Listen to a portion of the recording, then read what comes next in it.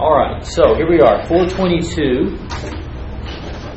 Let's just look at the problem for a second. You can see that if we were to cut the beam at some distance x, we can look at the left side. So let's just talk about the left side. What challenges do we have on the left side?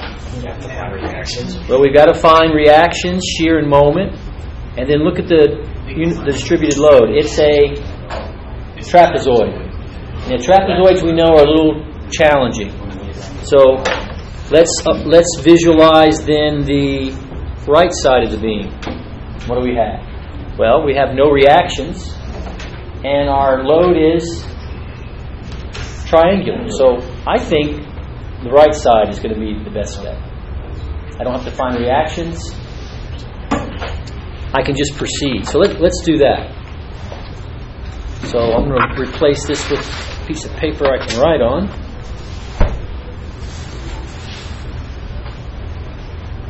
And let me change my zoom a little bit. There we go.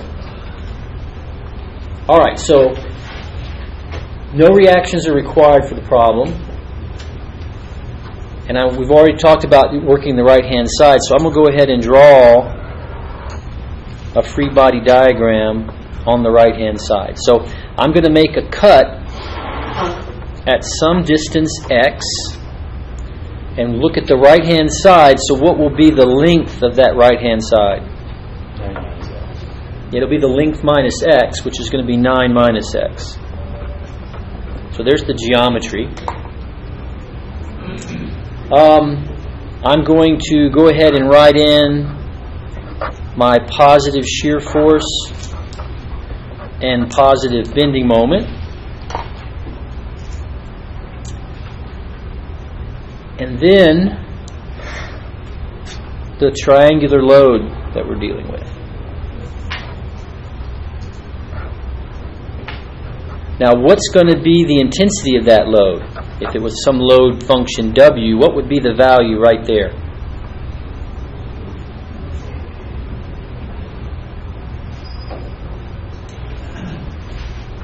So let's look at the loading function. It starts off with a value of 8 kilonewtons per meter, and over 9 it drops down to 0. So how can we write a function for that? Well, we're writing it in terms of x. So we know it's a linear line, so we're going to have a plus bx, right? Remember that? Or ax plus b, I think, is the more common way. So what's b? That's the y-intercept. For us, that's going to be equal to 8. A is the slope, right? And what is our slope? Rise over run. It's going from 8 to 1, right? So you remember, it's the rise over the length. So it starts at 0 or ends at 0 and starts at 8. So that's a change of negative 8 over a run of 9. So now I can write that equation as 8 plus, I did that wrong. Start again. 8 minus 8x over 9.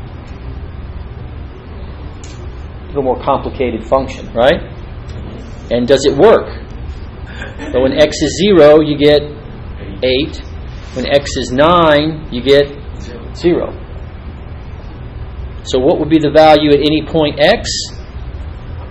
8 minus 8x over 9.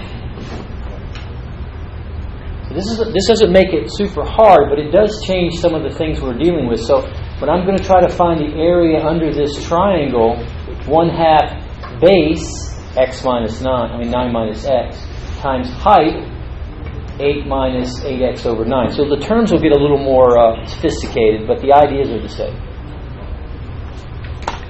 So now when I'm trying to find my equivalent force and the distance from the cut, what will those be? So what is my F force?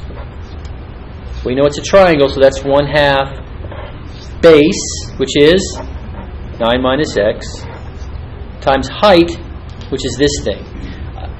I just noticed something. It might make it a little easier to deal with. You can factor out that 8, and you get 1 minus x over 9. That might make it a little easier, right? So I would have 8 times 1 minus x over 9. Pretty messy.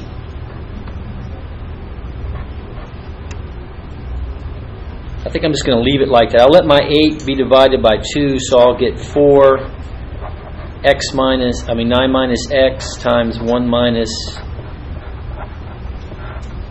I'm just going to leave it like that. And then what's the distance? The distance from the cut to the centroid is 1/3 the total. And what's 1/3 of the base? That'd be 9 minus x divided by 3.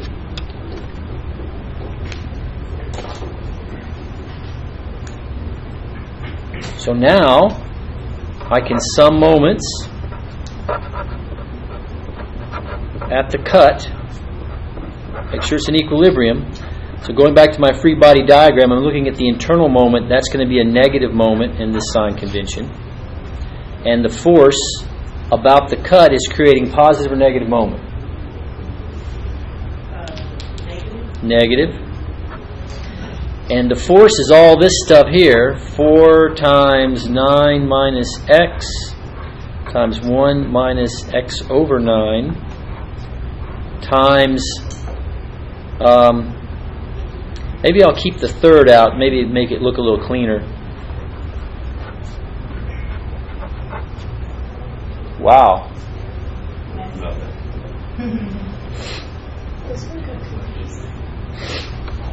That's it, right? So if you solve for the moment as a function of x, I'll bring this third out here with the 4. So it looks like I'm going to have 4/3, and then I'm going to have 9 minus x squared 1 minus x over 9. That's a function. You can just leave it like that. Why not? Now, do you have some places you know where the moment is in this beam? What's the moment on the free end? 0. So that would be, what is the moment when x is equal to 9? We know it should be 0. If I plug in x equal to 9 here, what do I get? I get 0. So it seems to work there. If I plug in x equal to 0, that should give me the moment here at the free end, at the fixed connection. But I don't have that value. You could go back and find it if you wanted to. But you could calculate the moment at x equals 0. So you put in 0 here. This term goes away, right? You just get 1. This term becomes 9 squared, which is 81. And what's 4/3 of 81? Anybody know? That probably would require a calculator of some sort. You might have one of those handy. 108? Yep. 108? Yep. So that should be 108. And the units here are kilonewton meters. Now, I'm not going to check that because I don't have the values, but if you're at home doing this, you could simply go back and find the reactions, and you could probably check that, and you'd feel comfortable that that's working. So you don't have to necessarily expand this out if you don't want to. It doesn't really do anything for you. Just an equation. So now we can go back and get the shear force. So we'll sum forces. We have the shear acting up, and then we have our force acting down. This is our long force. It'll be minus 4, 9 minus x, 1 minus x over 9. That's it, right? So our shear is going to be equal to that. So 4 times 9 minus x, 1 minus x over 9.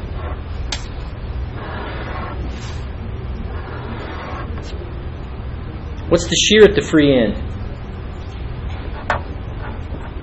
At x equal 9. Well, there's nothing there. So there should be no shear. And if you put in x equal 9 here, what do you get? 0.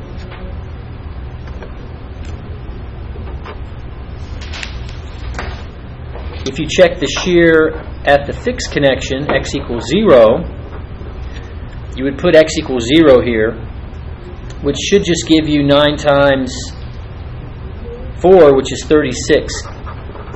Now, is that the right answer?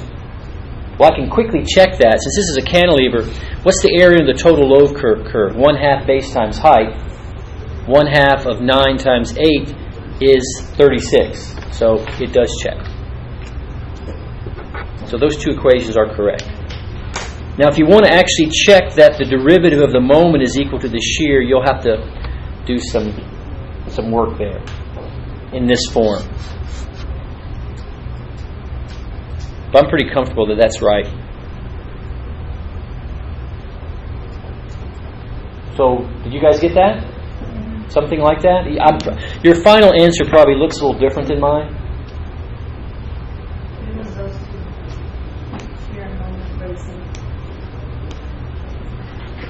Okay, any other questions?